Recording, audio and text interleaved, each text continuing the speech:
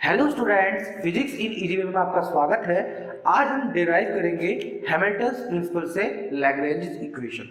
तो जिसने मेरा हैमिल्टन्स प्रिंसिपल वाला लेक्चर नहीं देखा है तो प्लीज डिस्क्रिप्शन बॉक्स चेक कर लीजिए, वहां से पहले हैमिल्टन्स प्रिंसिपल पढ़ लीजिए, उसके बाद अगर आप इस लेक्चर को अटेंड करेंगे तो आपको बेटर समझ में आएगा। तो चलिए स्टार्ट करते हैं। लैग्रेंजियन जो एल होता है आपका, ये फंक्शन होता है क्यू के डॉट एंड टी का फंक्शन होता है।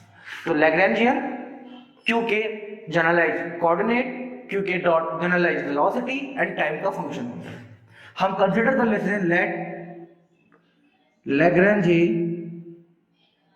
Does not depend on time explicitly. तो टाइम पे डिपेंड नहीं होता, तो small change in Lagrangian can be represent as del L upon del Q के डॉट डेल्टा क्यू के। यहां समीशन हम यूज करेंगे बिकॉज यहां पर k का मतलब है कि q1 q2 q3 so on Q के, बहुत सारी कोऑर्डिनेट्स की बात हो रही है। यहां पे भी क्यू के डॉट का मतलब है q1 dot q2 dot q3 dot, बहुत सारी पोजीशंस की बात हो रही है, इसीलिए हम यहां पे समीशन अप्लाई करेंगे। Plus del L upon del Q के डॉट डॉट डेल्टा क्यू के डॉट, यहां पे समीशन लगा देंगे और यहां पर के लिख देंगे, समीशन अप टू के। तो लैग्रेंजियन जो है वो आपका क्यू के डॉट टी का फंक्शन है, इसलिए आप चेंज इन लैग्रेंजियन को हम रिप्रेजेंट कर सकते हैं del L upon del Q के dot delta q k. Similarly del L upon del Q के डॉट डॉट डेल्टा क्यू के डॉट। और हमने मान लिया कि टाइम पर ये डिपेंड नहीं करता। टाइम पे अगर डिपेंड नहीं करता तो हम टाइम के साथ इसको नहीं लेंगे। ये सिर्फ दो ही कंपोनेंट्स यहां पर आएंगे।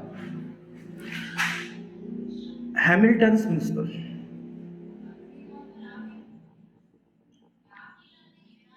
तो हैमिल्टन्स प्रिंसिपल क्या बोलता है आपसे कि किसी भी आप लैग्रेंजियन में अगर एक स्मॉल चेंज करते हैं, लैग्रेंजियन में अगर आप एक स्मॉल चेंज करते हैं, उसे इंटीग्रेट करते हैं with limit t1 to t2 with respect to time, तो ये क्या मिलता है आपको? जीरो मिलता है। This is Hamilton's principle. आप डिस्क्रिप्शन बॉक्स में जाकर एक बार जरूर इस प्रिंसिपल को पढ़ लीजिएगा।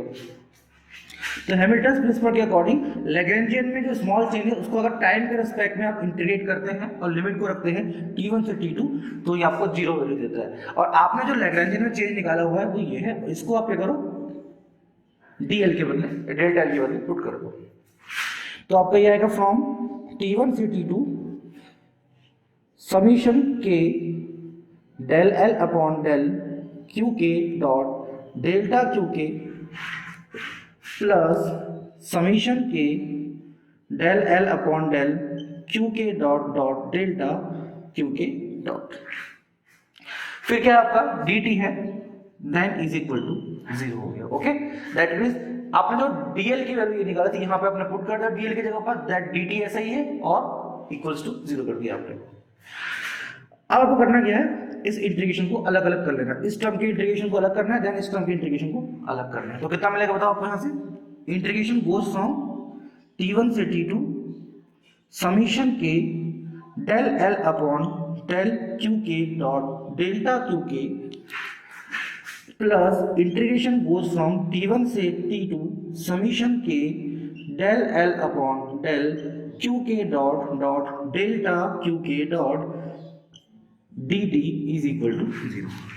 यहां पे भी dt आएगा, इंटीग्रेशन करना है with respect to time. Okay, तो क्या करा आपने, इंटीग्रेशन को अंदर मल्टीप्लाई किया, dt को भी अंदर मल्टीप्लाई किया, यानी पहले इंटीग्रेशन को अलग कर लिया, देन अगेन सेकंड इंटीग्रेशन को आपने अलग कर दिया। अब हम इस टर्म को इंटीग्रेट करेंगे by part, integrate by part, और उसमें हम मानेंगे कि जो आपका ये वाला पार्ट है this is first function, this is first function and this is second function, और हम इंटीग्रेट बाय पार्ट कर देंगे इसको। तो बेसिकली मैं आपको बताना चाहता हूं कि इसमें जो हमने यूज किया हुआ है डेल्टा क्यू के डॉट, ये जो हमने क्वांटिटी यूज की हुई है, this can be represented as delta d q k by D t, because ये डॉट है, इस डॉट का मतलब होता है टाइम के रेस्पेक्ट में in differentiation. Okay, different not integration, differentiation. इस d by dt का मीन्स क्या होता है? टाइम के रेस्पेक्ट में डिफरेंशिएशन। और इसको सिंप्लीफाई वे में दिखाने के लिए, शॉर्ट वे में दिखाई देने के लिए हम इसे डी बाई डी टी को एज अ डॉट रिप्रेजेंट कर देते हैं। तो मतलब जो ऊपर डॉट है उसका मतलब है d by D t, differentiation with respect to time. अगर आप इस क्वांटिटी को टाइम के रेस्पेक्ट में इंटीग्रेट कर देते हैं तो क्या होगा, ये क्वांटिटी भी टाइम के रेस्पेक्ट में इंटीग्रेट होगी और आपका D D T cancel out हो जाएगा और कितना आ जाएगा, डी क्यू के आ जाएगा। दैट मीन्स, या डेल्टा क्यू के भी कह सकते हो, दैट मीन्स अगर आपके पास डेल्टा क्यू के डॉट है, इसे अगर आप टाइम के रेस्पेक्ट में इंटीग्रेट कर रहे हो तो आपको मिलेगा डेल्टा क्यू के, दैट मीन्स डॉट हट जाएगा। ये आपको ध्यान रखना है।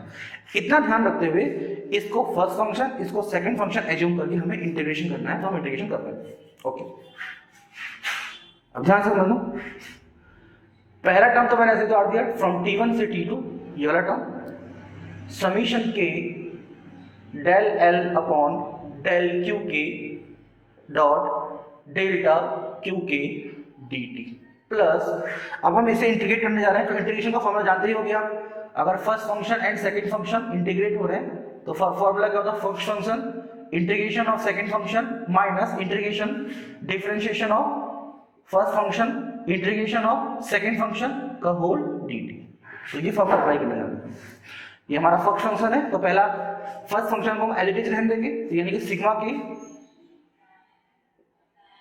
Del L upon del Q के डॉट एज इट इज रहे। तो इंटीग्रेशन होगा किसका, सेकंड फंक्शन का। सेकंड फंक्शन ये रहा आपका, और इसका इंटीग्रेशन बता चुका हूं आपको, डॉट हट जाएगा और आएगा डेल्टा क्यू के।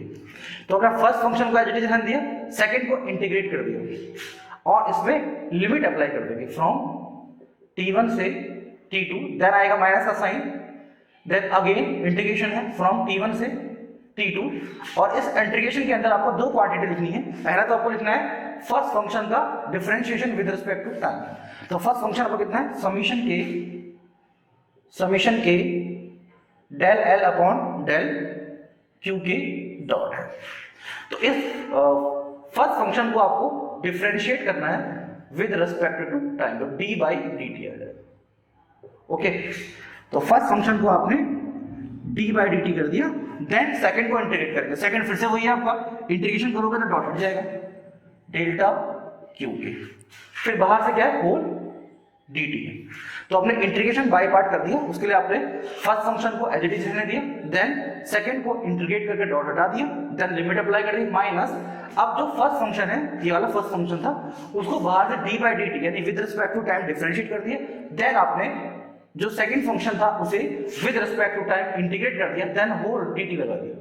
तो इस फॉर्मूले का कोई यूज नहीं है आपके पास। ओके, देन अब मैं आपको कर रहा हूं क्या, t1 से t2 summation k del L upon del Q के डॉट डेल्टा क्यू के और dt को ऐसे रहने देता हूं। आप लोगों को पता होगा कि जब भी आप इंटीग्रेशन बाय पार्ट करते हैं और पहले वाला जो टर्म बनता है, मोस्ट ऑफ द केस में लिमिट अप्लाई करने के बाद ये जीरो बन जाता है। तो इस केस में भी क्या होता है, जब आप यहाँ पर t1 t2 लिमिट अप्लाई करेंगे तो इसकी वैल्यू आपको जीरो मिल जाएगी। तो हमारा सिर्फ यही पार्ट बच जाएगा, और इस पार्ट को मैं लिखता हूं माइनस का इंटीग्रेशन गोज फ्रॉम t1 से t2 D by D T of, और इस समीशन के दिख रहा है ना, इसे बाहर ले लो इंटीग्रेशन से, तो समीशन के अंदर बच जाएगा del L upon del Q के डॉट बच जाएगा, और साथ में क्या होगा डेल्टा क्यू के, और साथ में मल्टीप्लाई में क्या है डी टी है, और इज इक्वल टू में क्या है जीरो, बिकॉज ये हैमिल्टन प्रिंसिपल है और इक्वल में जीरो चल रहा है। ओके, क्या किया आप लोगों ने,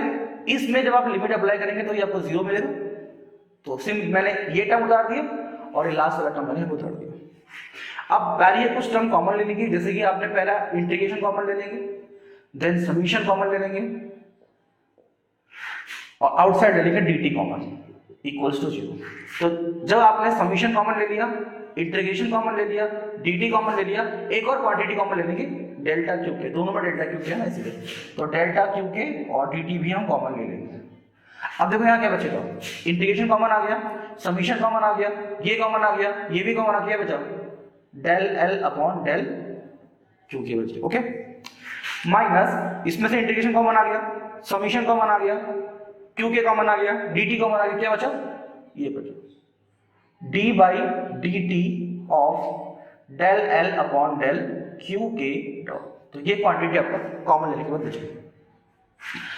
अब ये पूरा इंटीग्रेशन इक्वल टू 0 है, तो आपको जो अंदर की क्वांटिटी है ये पूरा इंटीग्रेशन इक्वल टू 0 हो जाएगा। तो अंदर से यहाँ पे क्वांटिटी बची है, ये भी इक्वल टू क्या मिल जाएगी आपको, 0 मिल जाएगी। तो यहाँ से मिलेगा आपको del L upon del Q के minus D by D T of del L upon del Q के डॉट इज इक्वल टू 0। अब क्या करोगे आप, माइनस कॉमन लेके इधर भेज दोगे। तो माइनस कॉमन लोगे तो क्या होगा, जो नेगेटिव क्वांटिटी है वो पॉजिटिव हो जाएगी। तो d by D T of del L upon del Q के डॉट, और जो प्लस की क्वांटिटी वो नेगेटिव हो जाएगी। तो del L upon del Q के is equal to 0। This is Lagrangian equation. तो हमने हैमिल्टन प्रिंसिपल से लैग्रेंजियन इक्वेशन को ड्राइव कर लिया। तो अगर आपको मेरा लेक्चर पसंद आता है तो प्लीज अपने दोस्तों के साथ शेयर कर दीजिए, चैनल को प्लीज सब्सक्राइब कर दीजिए। मिलते हैं अगली वीडियो में।